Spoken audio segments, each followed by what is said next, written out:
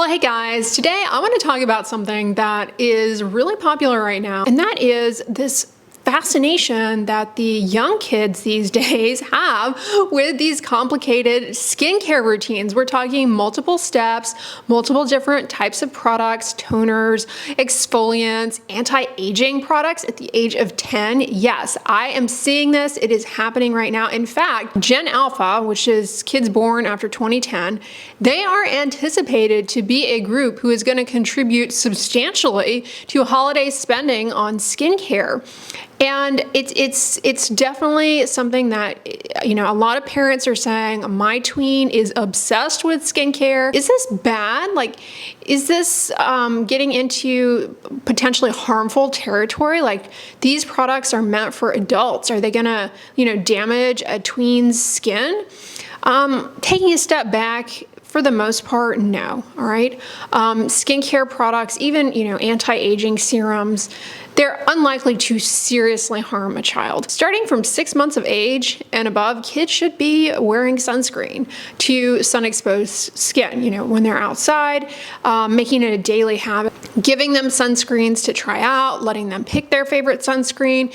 You know, it doesn't matter if it's a sunscreen that is more marketed for mature skin. If that's the one they want to use, by all means, you know, provided it's within your budget, give it to them, okay? Give it to them, encourage them to reapply it. This is a really good thing because the majority of sun damage that leads to the changes that put us at risk for skin cancer, these things are actually acquired in our childhood. So protecting a child's skin from the sun can have a huge impact on the health of their skin long term, like once they get into their older adult years. I mean, I can go on and on about how beneficial that is. I mean, in Australia, they take it really seriously because, of course, the sun there is so intense. They have all of these campaigns in place for shade structures. The kids wear hats at school. You know, we don't have anything like that here, but I wish we did. I mean, it really is a big public health thing for kids to be protecting their skin from the sun, 100%. But then we get into some other territories, all right? Well, I mean, washing your face, like that's harmless, right? And, you know, around the tween years, that's, you know, when the sebaceous oil glands start becoming active with changes in hormones, skin becomes oilier. Some kids might start experiencing acne for the first time, little breakouts here and there, or just oilier skin. And it starts to become, you know, more important to incorporate a cleanser. At this age, someone might need to start using over-the-counter skincare products that have active acne treatments in them, like salicylic acid or benzoyl peroxide, as directed by your treating healthcare provider, of course, your pediatrician, or, you know, if your child sees a dermatologist. But, you know, those products have been used in young kids for years and years and years. So they're definitely safe. If your kid doesn't have acne though, do they need to be using a salicylic acid face wash? No. But it, you know, we've talked about the benefits of salicylic acid face washes and you know, acne products on this channel ad nauseum. And if your child is starting to develop comedones, then yeah, there's a place for those for sure. Always clarify with your healthcare provider, because remember, while salicylic acid is super gentle, while benzoyl peroxide is super gentle and meant to be sold over the counter, these things can be harsh, they can be drying, they can be irritating, they might not be necessary for your child to use. And if it's too irritating and unnecessary, like this is just not, it's not going to be helpful. So there's that. Then you have moisturizing. Moisturizing, does a child necessarily need to moisturize? You know, kids have really good, at that age, they have pretty good skin barrier function unless they have an underlying skin disorder like atopic dermatitis. But, you know, we can benefit from moisturizing to help cut down on transepidermal water loss. To what extent a child of that age actually needs to use one? Again, unless they have atopic dermatitis, it's unclear. It's not likely to be harmful though. So, you know, I see that as being beneficial. You know, if you live somewhere that's cold, the air is dry, your child might develop dry skin just like the rest of us. You go somewhere like the mountains, there's cold wind, they're outside, they come in, their little cheeks are chapped. Yeah, moisturizers can be definitely helpful in that group for sure. Body moisturizers, fine to use. Then we get into the territory of like everything else, right?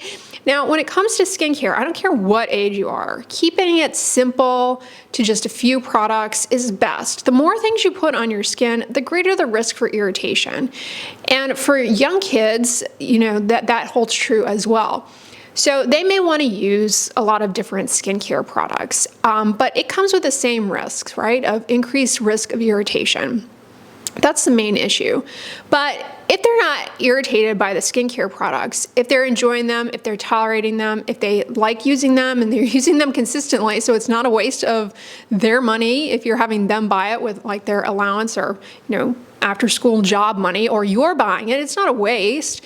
They're using it. It's unlikely to be harmful, and just by all means, it's up to the parent at that point, in my opinion. Every parent has to choose what's right for their child, and you know your child better than anyone else. So I'm not going to sit here and tell people, oh, kids are too young to be using these types of skincare products. If your child is tolerating these things, you're willing to buy them for them, or you don't have a problem buying them for them, they're using them up, I can understand not being bothered by your child using them, because in the grand scheme of things that kids could be getting into, this is pretty benign. In theory, that being said, we don't really know the long-term ramifications of kids in terms of their psychological health getting so focused on these complicated skincare routines from a young age. Like, is it just a self-care thing that they enjoy doing? It's fun. And this is kind of an awkward age too, the transition from childhood to teenage years. You kind of feel like, you're too young for a lot of things, but you're also kind of starting to get a little too old for certain things. And skincare kind of fills that void. Anything you put on your skin has the potential to be irritating. So the more products a child uses, the greater the risk of irritation. And, if they're using something like an exfoliant, exfoliants we know can be pretty harsh, pretty irritating. And if they overdo it or they use it around their eyes, it can definitely develop flakiness, skin rashes, swelling. It can be quite exuberant. And while that is generally something that is pretty easy to correct, it's not life-threatening, best to avoid it. And if the child has a deeper skin tone, that can leave them with post-inflammatory hyperpigmentation. At this age, let's be honest, the kind of risk assessment of situations is not all there in terms of the maturity level, and a lot of times kids will just dive right into something and not be conservative and do a test spot or gradually introduce things in slowly like an adult would do. Kids also have a lot of peer pressure from people that they may follow on social media or their immediate, in-person friend groups, maybe putting a lot of pressure on them. Oh, let's do this mask at a birthday party, this like 3-step exfoliating mask.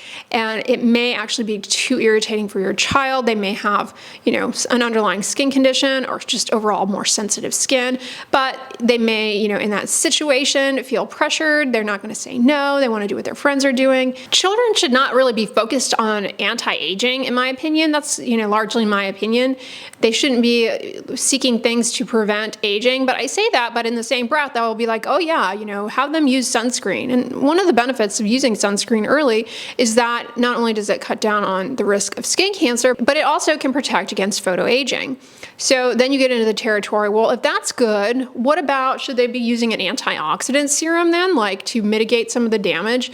I will say, again, if they tolerate these things and are motivated to use them and enjoy them, and you don't see any harm in them doing it as a parent, by all means. But we don't have long-term safety data on kids in this age group using cosmeceuticals, what the long-term ramifications are. I mentioned the more products you use, the more likely for irritation, but you also have to factor in research that suggests that using a lot of skincare products, it can disrupt our natural skin microbiome, the bacteria and things that naturally live on our skin and help protect us and interact with our immune system in a supportive way.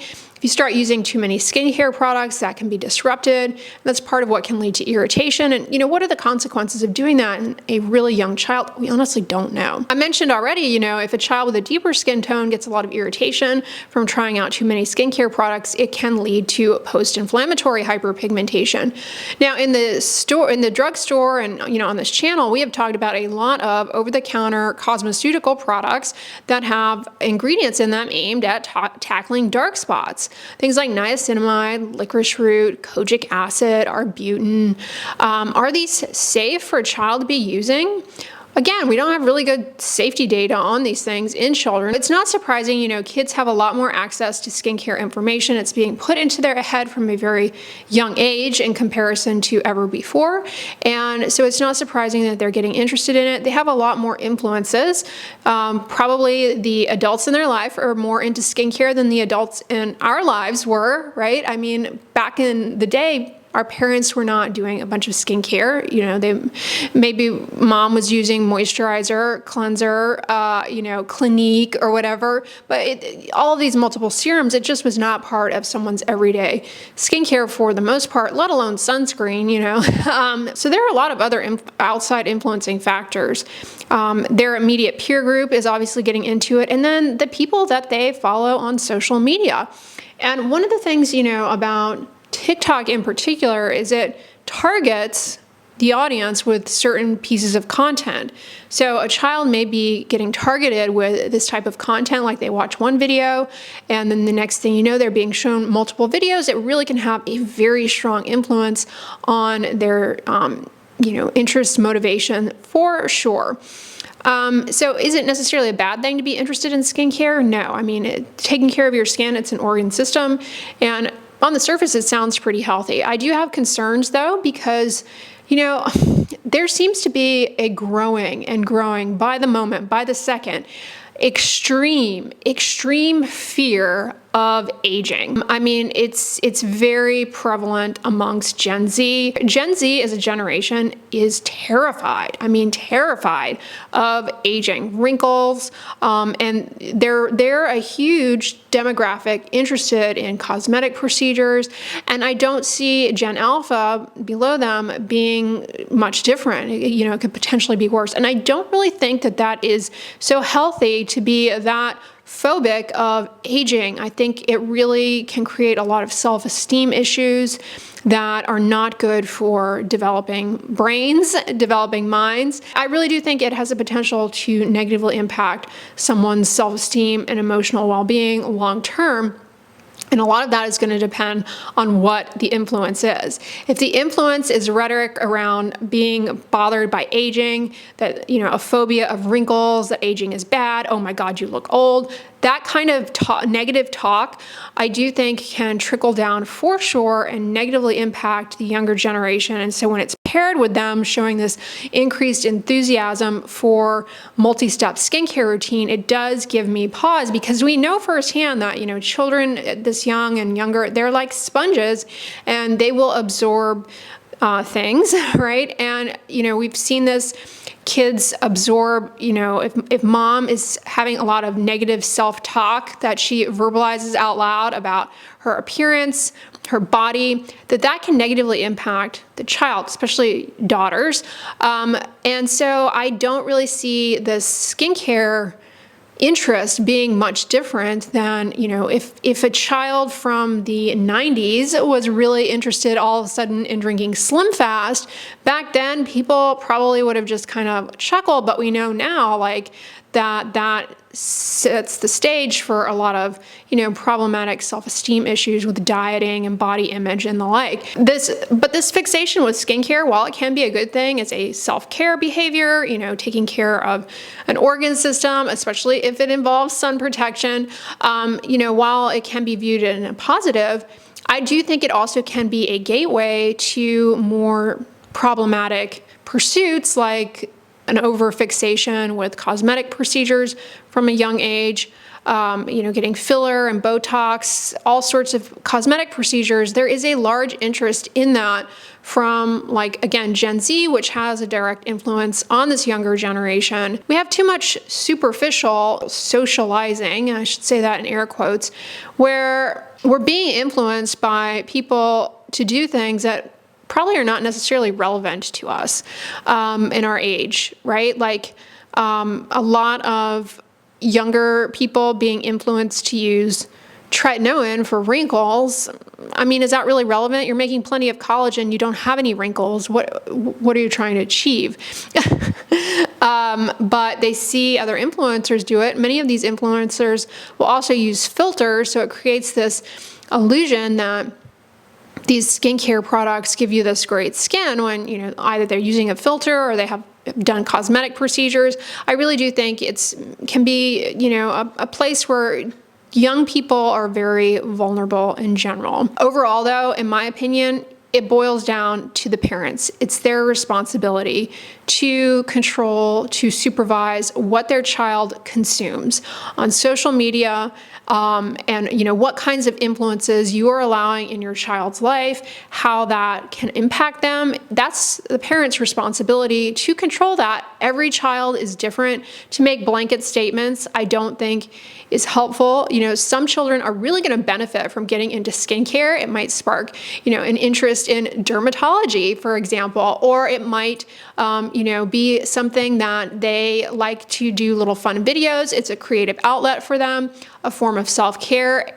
An interest in something like skincare, again, on the surface level, seems relatively wholesome. I mean, most parents would probably rather have their child dabbling in drunk elephant than becoming a drunk elephant. So there are certainly more harmful things that your child could get into, but don't underestimate the potential for this to be a slippery slope as well. So it's up to the parents at the end of the day what their child consumes and, you know, how they control the influences in their child's life. Anyways, guys, let me know in the comments what you all think about this trend of tweens, Gen Alpha getting super into over-the-top skincare routines. Do you think it's toxic, or do you think it's a healthy, wholesome outlet, or are you somewhere in between? Let me know, but I hope you guys enjoyed this video. If so, give it a thumbs up, share it with your friends, and as always, don't forget, sunscreen and subscribe. I'll talk to you guys tomorrow.